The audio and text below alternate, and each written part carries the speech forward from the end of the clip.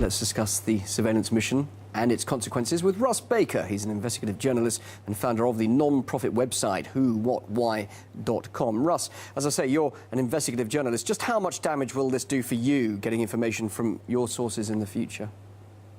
Well, we don't rely much on leaks from government officials because we don't tend to trust those leaks anyway. We think there's usually an agenda behind them. This, frankly, is a story that I think is going to go in a lot of different directions, and I'm afraid that all of these comments from so-called experts are from people who have absolutely no idea what any of it means. What I smell beneath the surface is something very, very different than what is on the surface.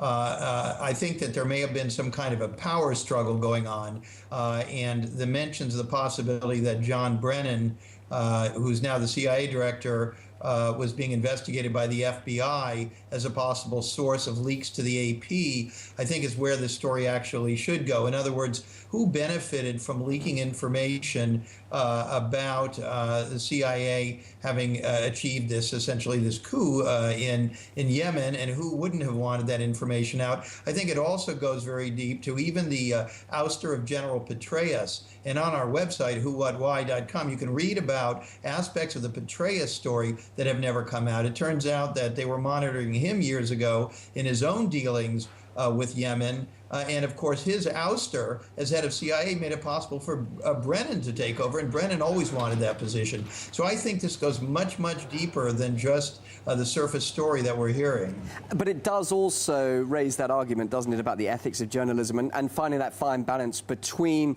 national security with, of course, speech and privacy rights. So do you not feel, though, that journalists have been brought into line and slapped over the wrist for endangering national security? Well, yes, I mean, certainly. I myself think that there is a grave risk that almost all of our communications are being monitored anyway by the National Security Agency. And in a sense, this kind of thing is a little bit, again, of a distraction, the fact that we probably don't have any privacy anyway. I highly doubt that the only time that our communications are being monitored is when the Washington, the District of Columbia DA goes to a judge and asks permission. So I'm sorry, it's not that I'm not upset about this, but that I think these kinds of things are constant, sort of, if you will, distractions from much, much broader problems, which is that all of our privacy is constantly being compromised. But many would say for good reason, because of national security, and that obviously governments will be blamed if an atrocity does occur, and they didn't react to what they were finding by gathering intelligence. Well, yes, of course, this is a very, very difficult question, but then it goes back to, I guess you and I are going deeper and deeper here, and I know RT likes to do that, so I guess it's okay. But on an even deeper level, we've seen how many of these so-called terror plots involved people who were egged on to some extent by handlers who themselves were had contacts with the FBI. And so, you know, even the whole issue of us being constantly terror-stricken over purported terrorist threats inside the United States is something that's open to question.